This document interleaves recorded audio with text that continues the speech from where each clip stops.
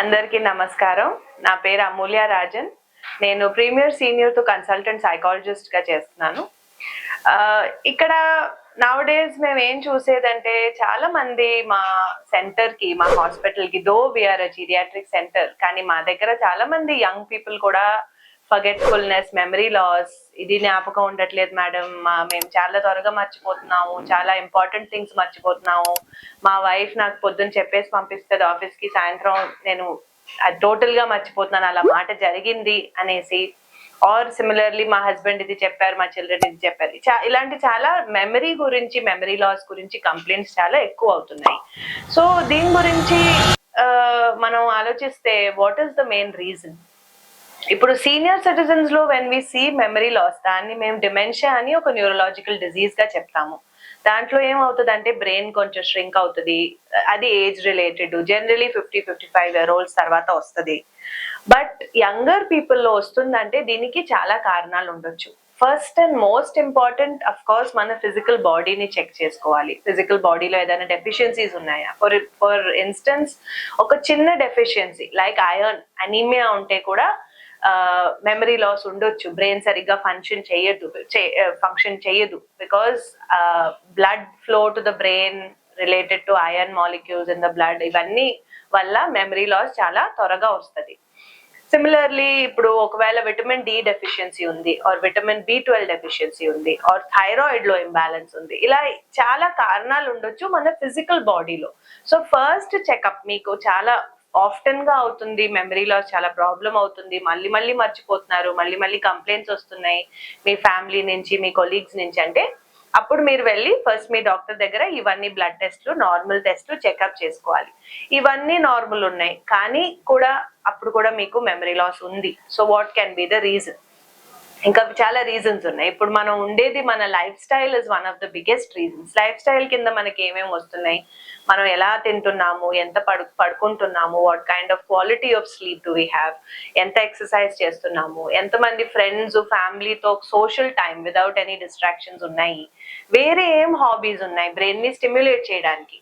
పొద్దున్న లెగిసామా, ఆఫీస్కి వెళ్ళామా, పని చేసామా, ఇంటికి వచ్చి మళ్ళీ వంట చేసి పని చేసామా, అండ్ అది కాకుండా ఇంకేమి చేయట్లేదు బ్రెయిన్ అంటే డెఫినెట్లీ అది కూడా బ్రెయిన్ ని ఎఫెక్ట్ చేస్తుంది.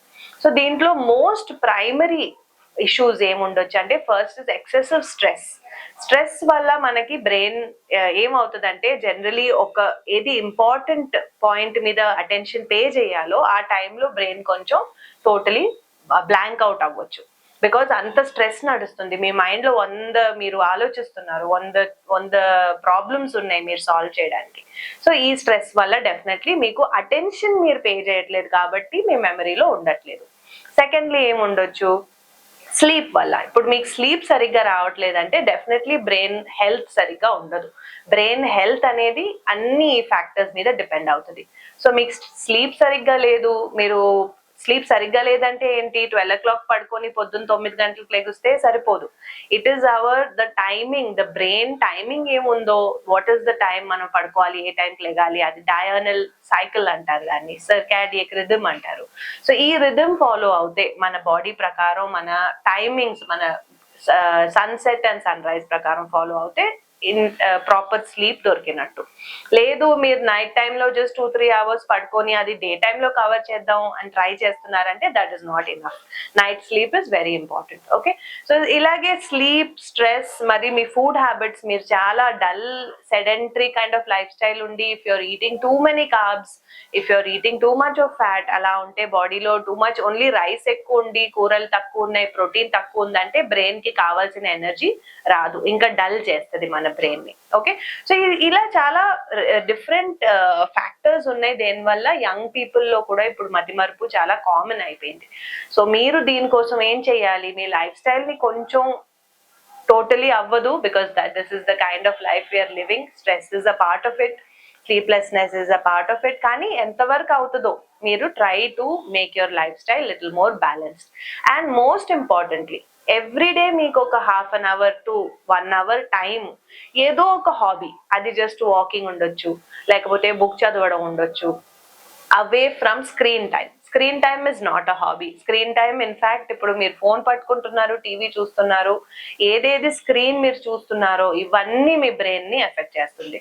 వీటి వల్ల కూడా మతిమరుపు వస్తుంది. మీరు ఎంతసేపు ఇన్స్టాగ్రామ్ లో స్పెండ్ చేస్తారో, ఎంతసేపు ఫేస్బుక్ లో స్పెండ్ చేస్తారో అంత మీ బ్రెయిన్ ఎఫెక్ట్ అవుతుంది, right? So screen time is not a hobby. ఇది ఫస్ట్ మనం నేర్చుకోవాలి. ఫోన్, టీవీ అంతా పక్కన పెట్టి ఇంకేదైనా చేయగలుగుతామా మన చేతులతో, మన కళ్ళుతో, మన చెవులతో? Use the rest of the sense organs to do other things. It could be gardening, it could be reading, writing, ఏదైనా పాటరీ లాంటిది, ఏదైనా ఆర్ట్ అండ్ క్రాఫ్ట్. మీకు ఫర్ ఎగ్జాంపుల్ జస్ట్ చిన్నది, మన పాతకాలంలో అమ్మమ్మ వాళ్ళందరూ ఏం చేసేవారు, ముగ్గులు వేసేవారు. రోజు వాళ్ళకి బోల్డ్ ఉండేవి, ముగ్గులు వేసేవారు, ఏదైనా రాసేవారు, ఏదైనా గుర్తుంటే రెసిపీ ఏదైనా కొత్తగా కనిపెట్టారంటే దాన్ని రాసేవారు, లేకపోతే నెక్స్ట్ డే కి ప్లానింగ్ చేసేవారు. ఫ్లవర్స్, పువ్వులు కూర్చొని వాళ్ళు అది మంచిగా మాల చేసేవారు. ఇవన్నీ ఎంత మంచి యాక్టివిటీస్ బ్రెయిన్ కి. ఇలాంటివి మనం ఇప్పుడు ఏమి చెయ్యటం లేదు. సో దీని వల్ల మెయిన్ రీజన్ మతిమరుపు ఎందుకు ఎక్కువ అవుతుంది మన జనాల్లో అండ్ యంగ్స్టర్స్ లో అనేది. ఇలాగే నేను సీనియర్ సిటిజన్స్ గురించి కూడా మీతో చెప్పాను. డిమెన్షియా అనేది అది ఒక న్యూరలాజికల్ ప్రాబ్లం, అది ఒక డిజీజ్ అనొచ్చు మనం. బ్రెయిన్ ష్రింకేజ్ అవుతుంది అందులో. సో 50-55 తర్వాత మతిమరుపు ఎక్కువ అవుతుంది, చాలా మంది నోటీస్ చేస్తున్నారంటే ప్లీజ్ మా దగ్గరికి రండి, ప్లీజ్ మమ్మల్ని కాంటాక్ట్ చేయండి. ఎందుకంటే దీనికి ఒక సిస్టమాటిక్ అసెస్మెంట్ ఉంటది, కొన్ని టెస్ట్లు ఉంటాయి, పేపర్ అండ్ పెన్సిల్, నేను కొన్ని ప్రశ్నలు అడుగుతాను, వాళ్ళు చెప్పగలుగుతారా లేదా అని చూస్తాను. చాలా స్టాండర్డైజ్ టెస్ట్ ఇవి, వరల్డ్ లో అంతా ఇదే వాడతారు. ఈ టెస్టులు చేశాకే మనకు తెలుస్తుంది ఏ స్టేజా, ఇది డిమెన్షియానా లేకపోతే ఇంకేదైనా ప్రాబ్లమా అనేది తెలుస్తుంది. సో దాన్ని బట్టి మనం ఇవాల్యుయేట్ చేసి దీనికి ఎంత త్వరగా మీరు డిమెన్షియాకి ట్రీట్మెంట్ స్టార్ట్ చేస్తే అంత మంచిది. Okay, so this is about memory loss and forgetfulness. Thank you very much.